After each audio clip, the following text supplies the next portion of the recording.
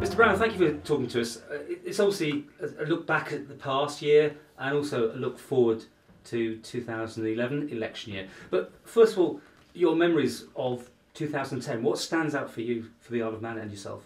Well, I think the main thing is that it's been an extremely busy year for us, but also I think it's been quite a challenging year for everybody in the Isle, not only the politicians, but the people themselves, in terms of making sure they can secure their jobs, making sure that they can continue to enjoy a good quality of life on the island, and where they can, continuing to invest in either buying a house or invest in things that they want to provide them with the way of life that they want. All of that has been quite a challenge for everybody because of the pressures that we've had, not just, you know, the Isle of Man, but throughout the world.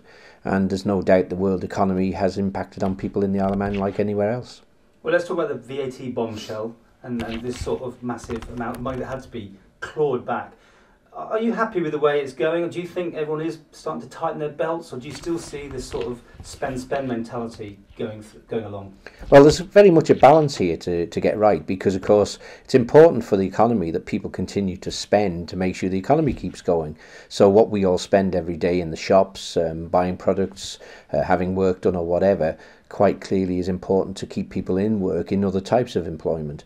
And we have to get that balance up from a government point of view, of course.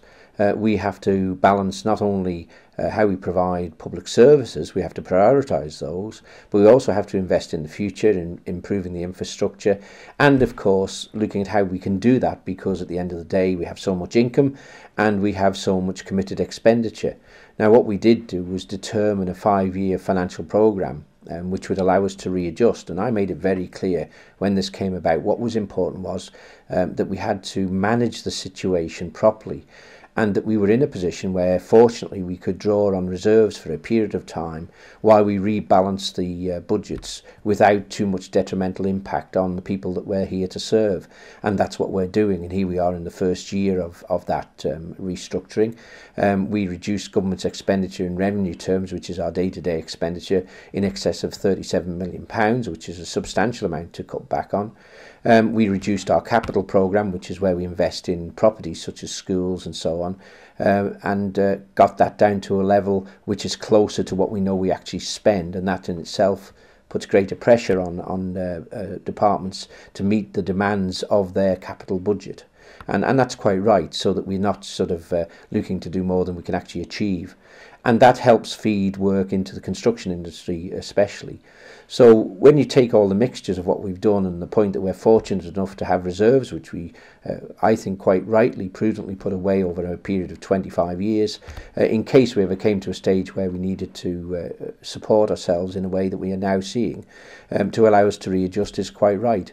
So those things are very important to us all, to make sure that we don't adversely impact too much on the way of life of the people of the Isle of Man, and importantly where we need to continue to provide the services that people need, such as health, social care, housing, and of course at the same time investing in the future, in our children, in education, and also investing in the future to get new businesses to the Isle of Man and existing businesses to help them expand.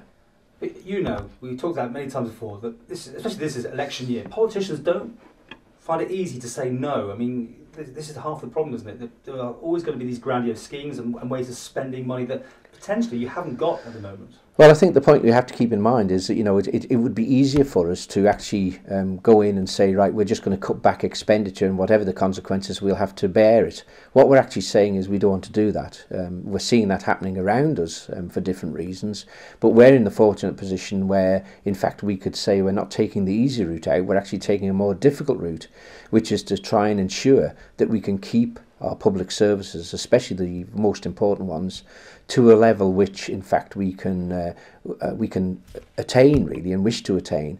And that means that puts greater pressure on us to find out how we can cut back on our expenditure. And one of the things we've said is we have to change how we do things. We have to use more modern technology. We have to invest in that to do that.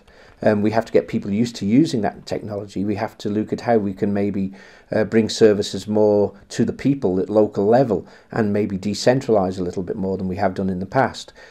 We've said that there will be a 10%, or we wish them to seek a 10% cut in staffing costs in the public service.